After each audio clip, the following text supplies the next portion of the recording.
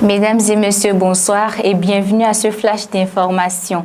Le président Patrice Talon a été reçu ce mardi 7 mars par son homologue français Emmanuel Macron au palais de l'Élysée. Les échanges entre les deux chefs d'État ont porté entre autres sur la question du soutien aux forces armées béninoises en termes d'équipement pour la lutte contre le terrorisme, le renforcement des liens économiques, du soutien à la formation professionnelle, les projets de coopération culturelle. Il faut rappeler que le président béninois est en visite de travail depuis quelques jours en France.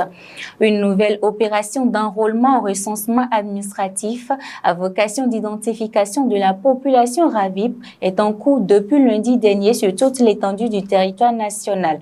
Lancée par l'Agence nationale d'identification des personnes ANIP, elle vise à donner une nouvelle chance aux citoyens non encore enrôlés. L'ANIP invite les personnes concernées à se rendre dans leur chef-lieu d'arrondissement respectifs. Le ministère des Affaires sociales et de la microfinance, en collaboration avec celui du numérique et de la digitalisation, a initié une formation sur l'usage des outils numériques à l'intention des femmes handicapées ce mardi 7 mars. C'est dans le cadre de la célébration de la Journée internationale des droits des femmes, édition de 2023. L'objectif de cette formation est d'amener ces femmes qui portent un handicap visuel à s'intéresser davantage à l'usage des outils numériques.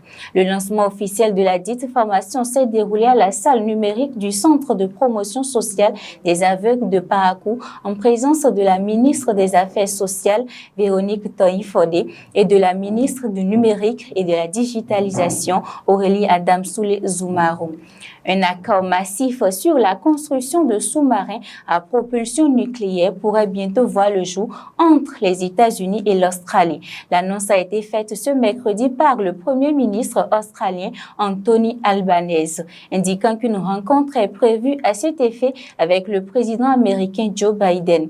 Les deux pays ont formé une alliance avec le Royaume-Uni dans le but de partager des technologies militaires et d'autres avancées.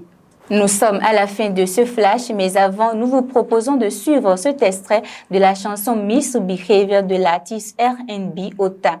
You told me we shouldn't be far to stay far away from you.